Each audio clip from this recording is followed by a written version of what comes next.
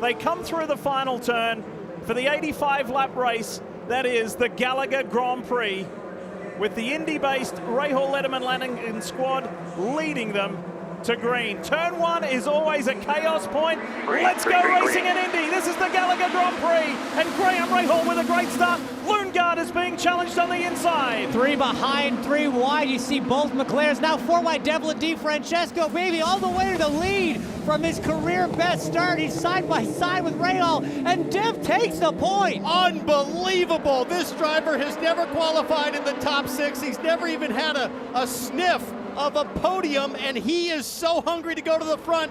DiFrancesco leads as 2 Arrow McLarens slide around behind. Oh, Will Power got airborne in that black and red Verizon Chevy. He shortcut the chicane there. DiFrancesco in this turquoise and pink Trubar Honda for Andretti Steinbrenner. That is Alex Palou, And championship leader, and his teammate Scott Dixon along with Newgarden. Oh, that's terrible for Newgarden in the championship. Yellow flag obviously out, the number 2 up on top of the number 11 of Marcus Armstrong. You see that yellow and red DHL Honda. Roman Grosjean found reverse. He's going to be able to get back around, but so much track position loss. I was just about to say this is exactly what Newgarden needed until it wasn't. Alex Palou had contact to the right front, an opportunity for Newgarden to gain points as the AMR safety team. Need to be careful here. They got about 1,650 pounds to get off of Marcus Armstrong's right front. Let's have a look at how that transpired. What a hectic opening lap. Check this out. So watch that blue and white car of Alex Palou is drafting up on the 2 Arrow McLarens there with Marcus Armstrong. Palou opts to go 4 wide here, backs out, and then I think Armstrong just turns across the bow of his teammate. Maybe Dixon got into the back of Palou. Was it Dixon or McLaughlin, maybe?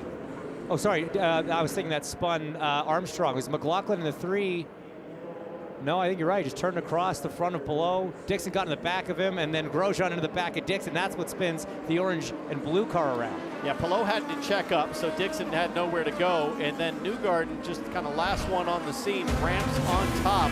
Oh my. Right there, P9, everything seems good. And all he has to do is just stay where he is. Let's go racing.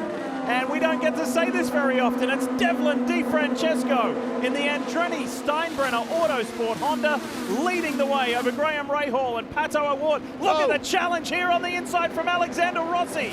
That's on Christian Lundgaard in the black car on the right of your screen. That blue and orange McLaren going by on the inside of the Hy-Vee Honda. Great move on that restart. Alexander Rossi on a tear. But watch Lundgaard here. He's all over the back of Rossi. Rossi has to turn narrow there for turn 4. This might give a chance for Lundgaard to have a really good run coming to the brake zone in turn 7. Won his maiden IndyCar race this year, did Christian Lundgaard in that black and red Hy-Vee Honda. Pops out of the draft, thought about it on last year's winner, Alexander Rossi. Rossi ended a 3-year drought here a year ago by winning. It brought such relief, and it was coupled with his 2016 victory of the Indianapolis 500 to win again at the Brickyard. It was special. Then you go back to Felix Rosenquist. So all 3 Arrow McLaren Chevys are running nicely in the top 6 positions down pit road at Indy, and you're looking for Alexander Rossi in the background. Here comes Rossi. This could be tight-ish, maybe not. Looks like Rossi will have the point as Graham exits and accelerates. Yeah, it's going to be close.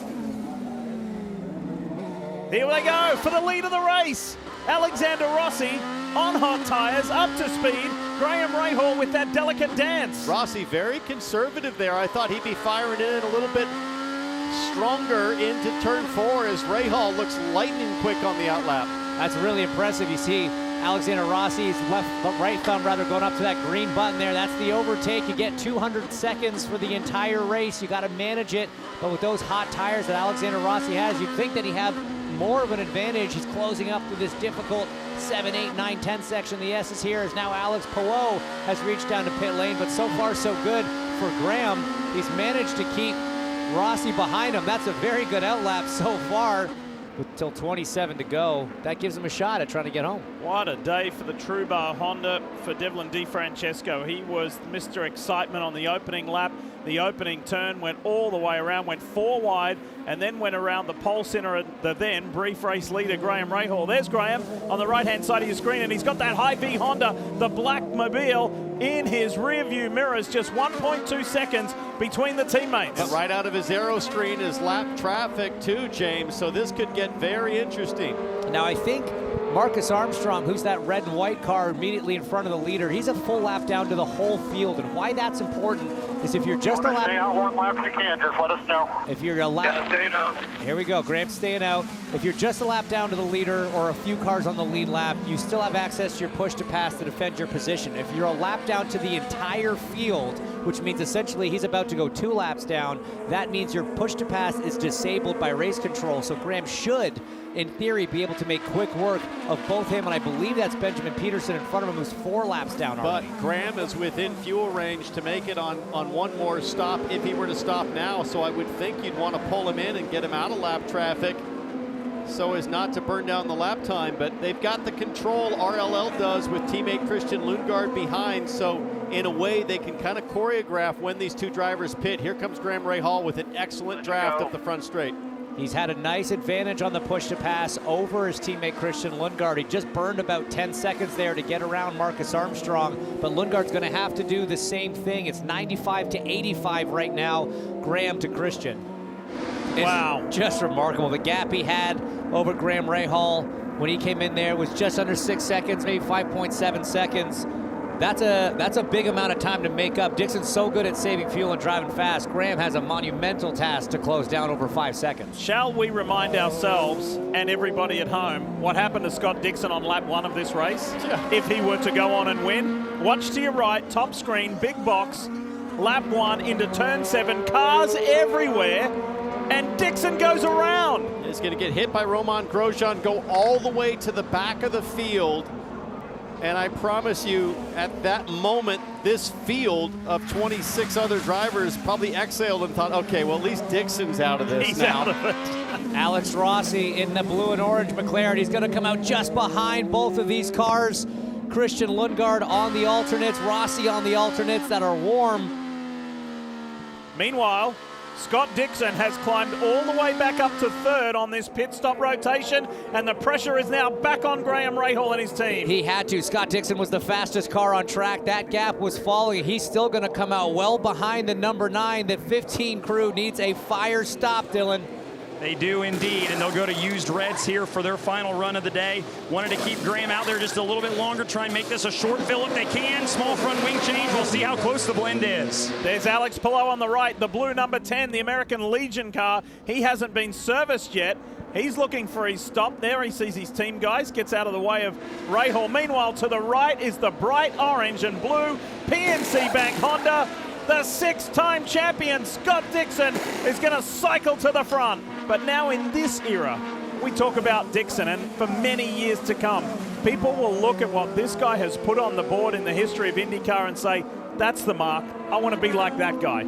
Yeah, there's no doubt. I mean, this guy has just been so incredible for so long. You see that 319, just one ahead now. A good friend, fellow IndyCar champion, fellow Indy 500 winner Tony Kanaan at 318. Just such an impressive run for both these guys. And, you know, I hate to say it. I hate to say it and almost have him feel old when you say it, but he was a hero of mine. I mean, getting to share the racetrack with him was such an honor. Going wheel to wheel with him, there's no better driver to do it. You know he's going to race you hard, but you know he's going to race you fair and clean. And he told us on the radio when we talked to him before the start of this thing, I do it simply because I love racing.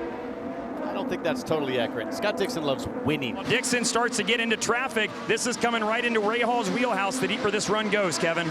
Scott Dixon would really like some help with the traffic in front of him, but Mike Hull just reminded him they're still on the lead lap, so they don't have to pull over. 2.6 seconds down to 2.2. Rahal continues to eat into it.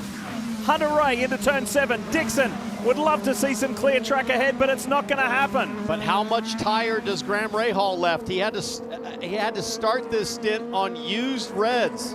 I mean, he could smell the blood in the water. He's going to drive 1.9 seconds in. Whatever the tires got, Scott Dixon probably getting a little heated in the helmet. Ryan Hunter-Reay has every right to be doing what he's doing, try to stay on the lead lap. There's been a lot of talk amongst the drivers about this very situation. Let's go on board with the Code 3 car. Graham Rahal, just listen to the power down. That'll tell us how much grip he has available. 1.6 seconds, Dixon to Rahal. Next time across, it's just 5 laps remaining.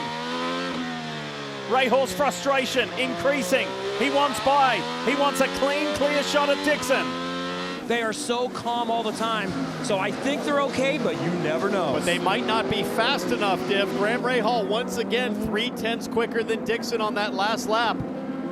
He can feel it, he can see it, and he can hear Scott Dixon's engine. He's getting that close. 1.1 seconds, 4 laps to go. Midfield straight, coming up to 7, coming up to the guy who passed Graham Rahal on the opening lap, Devlin DiFrancesco. But again, crucially, Scott's now in that pocket of about 1 second where the dirty air that's coming off the back of Devlin DiFrancesco's car is affecting the handling of the number 9, which is already not as good as the 15. You can see the gap shrinking on the screen. 0.7 of a second, Dixon versus Rahal. They just told him position 1. My best guess is, like you said, he can turn up the wick. Let's see if he can gap Rahal a little bit. Folks, we couldn't ask for it to be any better. NASCAR IndyCar crossover weekend, and the first of 3 races is a classic. We're going to have less than a 1 second margin with 1 lap to go between Scott Dixon and Graham Rahal. Oh, Graham got a little bit wide there through turn 13. It's going to be tough for him to find the draft. White flag. This is the key overtaking point. White flag, let's keep the pressure on him. Make him earn this one. Make him earn this one, they say to Graham Rahal. However, and to Scott Dixon, can he sustain the pressure, or has Rahal got something special over there in turn 7? That midfield straight into the left-hander and the key overtaking point. Big long radius corner here, turn 4. It really challenges all 4 Firestones, but Dixon still with the gap through the chicane. They come down to turn 7. Rahal still not close enough for a lunge. It was a year ago at Nashville where Scott Dixon separated himself from Mario Andretti to move into 2nd overall all time on the wins list. Now look at this. Graham Rahal says, I'm not sure if I'm going to let you win in a 19th season. I want this win, but it's not going to come easy. Dixon into turn 12. Rahal is throwing everything at it, but the overtaking opportunities have run out. What a comeback from Scott Dixon after spinning on the opening lap. And in 19 consecutive seasons, Scott Dixon is going to be a winner again. Spin to win. Dixon has done it at Indy. Spinning on the opening lap to seeing the yard of bricks first. Nothing is too big for Scott Dixon in the IndyCar Series. And if you're Graham Rahal, you just have to throw up your hands. He did everything right today. He beat his teammate. He beat Arrow McLaren. And this is going to be frustrating. Great drive. Look at that. Great sportsmanship there, giving the thumbs up to Scott. And huge respect. He knows he's witnessing greatness right in front of him. Good job, boys. Champagne time on the podium for Dixon, Rahal, and award to celebrate. What a day here in Indy. And it's just getting going on this NASCAR IndyCar crossover. So Alex Palou came into this weekend with an 84-point championship lead. And that was over Joseph Newgarden. Look who is in 2nd now, fellas. Yeah, Dixon still 101 back, but in that P2 position. So Chip Ganassi Racing locking down this IndyCar championship with just 3 races remaining. Hi folks, Lee Diffie from NBC Sports here. If you truly enjoyed what you just watched, you can get more news, interviews, and highlights by subscribing to the Motorsports on NBC YouTube page. You can get it all, so go for it.